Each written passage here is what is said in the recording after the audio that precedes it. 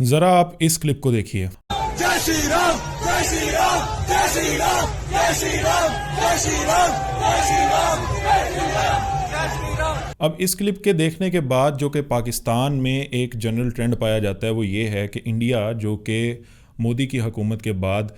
Ultra right wing होता जा रहा है, इंडिया के अंदर एक majority group ultra right wing से ताल्लुक़ रखता है। लेकिन आज की वीडियो का ये मौजू क्यों है और कैसे मोहम्मद रिजवान का डायरेक्ट रिलेशन डोनाल्ड ट्रंप के साथ अटैच है? ये कोई अटैच नहीं है, इसको सिर्फ अटैच करेंगे और एक नैरेटिव जो कि अब दुनिया उसके ऊपर कन्वर्ट हो रही है उसके ऊपर भी बात करेंगे। हमारे पाकिस्तान में एक रिवायत है और वो ये कि पाकिस्तान में कोई भी चीज़ दुनिया के मुकाबले में 10-20 साल के बाद आती है। अगर आप फ्रीलांसिंग को देखें, किसी ट्रेंड को देखें, किसी बिजनेस आइडियाज़ को देखें, दुनिया वो चीज़ 10-20 साल पहले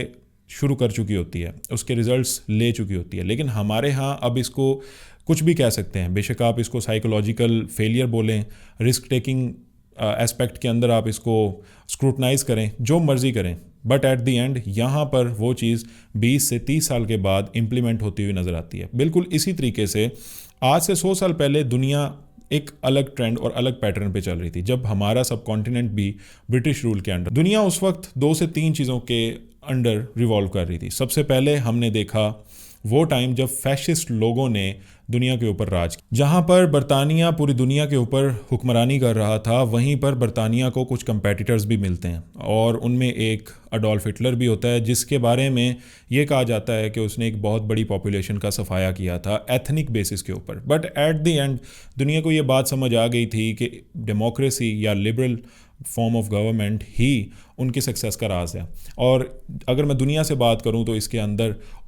उस वक्त के हाकिमों की मैं बात कर रहा हूं, ना कि कंप्लीट दुनिया की। तो उसके बाद कुछ अरसे तक मार्क्सिज्म या आप कह सकते हैं कि सुर्ख इंकलाब, जिसके अंदर रशिया या चाइना, इन 2 मुल्कों ने बहुत ज़्यादा हद तक अपने लोगों को इस इनकलाब के अंडर आते हुए देखा और आज भी यहाँ पर इनकी हुकूमतें भी कायम हैं और चलती भी हैं। बाकी मुल्कों के अंदर भी ये बहुत ज़्यादा बात की जाती थी, सोशलिज़म की बहुत बात की जाती थी और एक पूरा ट्रेंड हमें देखने को मिलता था। लेकिन 80s एंड 90s के बाद आकर सिर्फ एक टाइप की गवर्नमेंट बाकी रह गई थी और वो थी लिबरल फॉर्म ऑफ गवर्नमेंट, जिसके अंदर इकोनॉमी को लिबरलाइज़ किया जाए, लोगों के साथ डील की जाए, बातचीत की जाए। Everything is free and we are live in the free world where everything is totally free and fine and you can do anything। businesses आप कर सकते हैं, आप अपने businesses को expand कर सकते हैं। और हमने देखा कि 90s, 2000s, 2010 and 20 हमारे इकोनॉमिक ग्रोथ, हमारी इकोनॉमिक एक्सपेंडिचर्स और ये तमाम चीज़ें जिस तरीके से एक्सपोनेंशियल ग्रोथ की तरफ गई, तो एक टाइप की गवर्नमेंट या एक टाइप के ग्रुप को इससे बहुत ज़्यादा बेनिफिट हुआ, वहीं पर मेजॉरिटी मैसेस को भी इससे बहुत ज़्यादा बेनिफिट हुआ। लेकिन अब हम ट्रेंड चेंज होता हुआ देख रहे हैं और वो ट्रेंड है अल्ट्रा राइट विंग की तरफ जाता हुआ।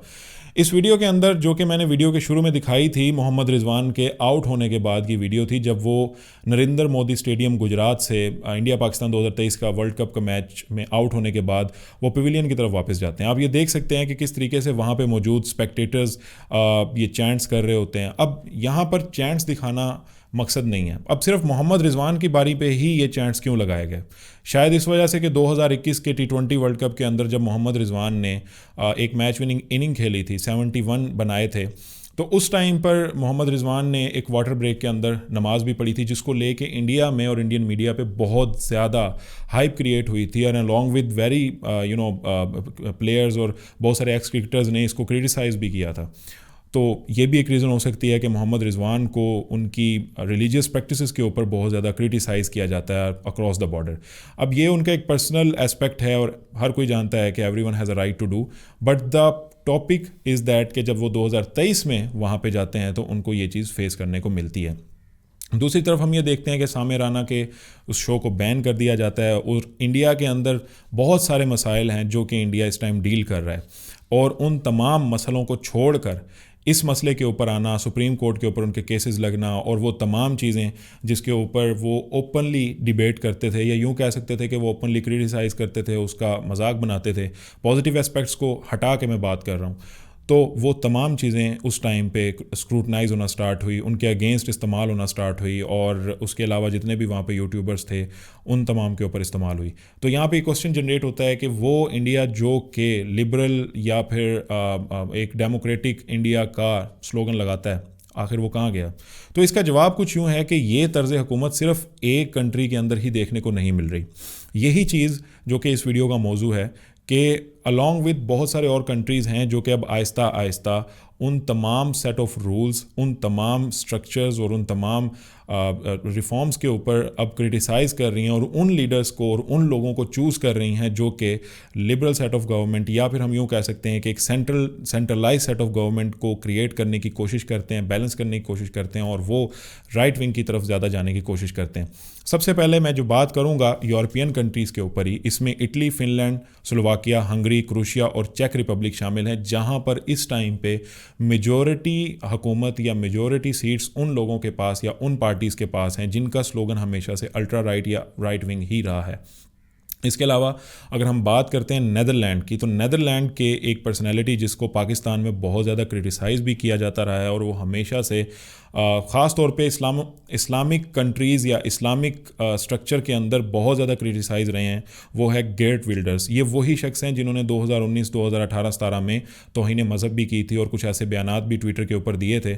अब इनकी पार्टी को भी बहुत ज़्यादा सपोर्ट नेदरलैंड में हासिल होती जा रही है। इसके अलावा अगर हम फ्रांस में देखें तो मैक्रोन के अलावा, चूँकि अब मैक्रोन भी पाकिस्तान में बहुत ही बुरे तरीके से क्रिटिसाइज़ किए जाते हैं, लेकिन वो भी अल्ट्रा राइट विंग का हिस्सा नहीं है, लेकिन उनके ऑपोजिट मैरीन ले पेन, जिनका ताल्लुक अल्ट्रा राइट विंग ग्रुप से है, उसकी बहुत ज़्यादा सपोर्ट बढ़ती जा रही है। और इसी तरीके से अगर हम इंडिया में देखें, जो कि पिछले 15 साल से चल रहा है, नरेंद्र मोदी अपने पहले 5 साल में उन्होंने ऐसे कोई स्टेप या कोई ऐसे इनिशिएट नहीं लिए। उन्होंने सिर्फ और सिर्फ इकॉनमी को और इस तरह के मैटर्स को सॉर्ट आउट करने की या उसको चलाने की कोशिश की, लेकिन 2019 के बाद जब उनकी दूसरी टर्म आती है, वहाँ पर हम देखते हैं कि वो बहुत सारे ऐसे इकदामात लेते हैं जो कि पिछली हुकूमतें लेने से कासिर थी। सबसे पहले उन्होंने कश्मीर में 370 वाले आर्टिकल के ऊपर जो छेड़खानी की, और उसके अलावा फिर आहिस्ता आहिस्ता अयोध्या मंदिर। अब ये तमाम वीडियोस आप इस चैनल पे जाके देख सकते हैं, डिस्क्रिप्शन के अंदर मैं लिंक डाल रहा हूँ। लेकिन यहाँ पे किसी को हम क्रिटिसाइज़ नहीं कर रहे, सिर्फ और सिर्फ वो एस्पेक्ट आपके साथ डिस्कस करें। बांग्लादेश के अंदर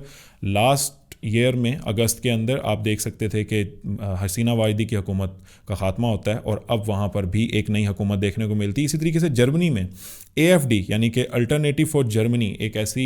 ऑर्गेनाइजेशन या एक ऐसी पार्टी है जो कि मौजूदा हुकूमत को फुली क्रिटिसाइज़ कर रही है, और पब्लिक सपोर्ट इनको हासिल है। इसके अलावा स्कैंडिनेविया, स्वीडन और फिनलैंड में भी कुछ इसी तरीके से नज़ारे देखने को मिल रहे हैं। तो आने वाले चंद सालों के अंदर ये तमाम हुकूमतें और ये तमाम लोग अब किस तरीके से बाकी तमाम मज़ाहिब को या बाकी तमाम लोगों को डील करते हैं, ये एक बड़ा क्रिटिकल क्वेश्चन होगा। अगर हम पाकिस्तान की बात करें तो पाकिस्तान के अंदर सिर्फ पीपल्स पार्टी के अलावा नून लीग और PTI को भी अल्ट्रा राइट विंग पार्टी के अंदर कंसीडर किया जाता है। सिर्फ और सिर्फ मजहबी पर्सपेक्टिव या मजहबी एस्पेक्ट को लेकर डिस्कशन करना अल्ट्रा राइट विंग की निशानी नहीं है, बल्कि और बहुत सारे इक़दामात हैं जिनके ऊपर हम ये कह सकते हैं कि ये भी अल्ट्रा राइट विंग ग्रुप के अंदर उनको कैटेगराइज करवा सकते हैं, जैसे कि आप अपनी स्क्रीन के ऊपर देख सकते हैं। जब हम बात करते हैं अमेरिका की, तो डोनाल्ड ट्रंप जो कि बाइडन के अगेंस्ट आए हैं, और बाइडन की जो 2020 में इलेक्शन हारे थे, 2016 से 2020 तक उनके बहुत सारी पॉलिसीज़ को क्रिटिसाइज़ भी किया गया था, बहुत ज़्यादा उनको ब्लंट भी बोला गया था। लेकिन 2024 में आते ही उन्होंने कुछ ऐसे इकदामात उठाए हैं जो कि कोई कंसीडर तक नहीं कर सकता था। Diplomatic norms, diplomatic rules and structures को उन्होंने बिल्कुल भी कंसीडर नहीं किया। जैसे कि आप देख सकते हैं कि इस टाइम पर उन्होंने यूक्रेनियन प्रेसिडेंट के साथ जिस तरीके से कन्वर्सेशन की है, जिस तरीके से क्रॉस क्वेश्चनिंग की है, वो एक अलग मैटर है। अपनी आने वाली इस वीडियो के अंदर हम ये डिस्कस भी करेंगे। लेकिन उसके अलावा उन्होंने ऐसे बहुत सारे इनिशिएटिव्स लिए हैं जो कि ट्रूली अमेरिकन इंटरेस्ट से बेस करते हैं। जिस तरीके से उन्होंने वर्ल्ड हेल्थ ऑर्गेनाइजेशन से अपने आप को विड्रॉ किया, और इसी तरीके से और बहुत सारे बॉर्डर्स का इशू जो कि लास्ट टेन्योर में भी उन्होंने उठाया था, तो ये भी एक पूरा change of pattern, change of settings जो कि हमें अमेरिका की जानिब से देखने को मिल रही हैं। तो अब सवाल ये उठता है कि आइंदा आने वाली हुकूमतों में ये पैटर्न्स कैसे रहेंगे और किस तरीके से ये हुकूमतें चलेंगी, और बाकी दुनिया में किस तरीके से वो लोगों के साथ ट्रेड करेंगी, डील करेंगी, या फिर सिर्फ एक करेंसी की इजारादारी जैसे कि हमें पिछले 40-50 साल से नज़र आई है। डॉलर के साथ जब ट्रेड चलता है, क्या ये ट्रेड ऐसे चलेगी या हर कंट्री अपनी मोनोटोनी कायम करने के बाद अपने ही रूल्स सेट करेगी और उसके बाद एक नए पैटर्न्स देखने को मिलेंगे, ये वक्त बताएगा। लेकिन इस टाइम पे पूरा यूरोप, अमेरिका और Asian culture Aahista Aahista convert हो रहा है। ये एक बड़ी ट्रेंड सेटिंग चीज़ अगले 40 से 50 साल में नज़र आएगी। लेकिन उसके अलावा AI इसके अंदर क्या रोल प्ले करेगा, ये वक्त ही बताएगा।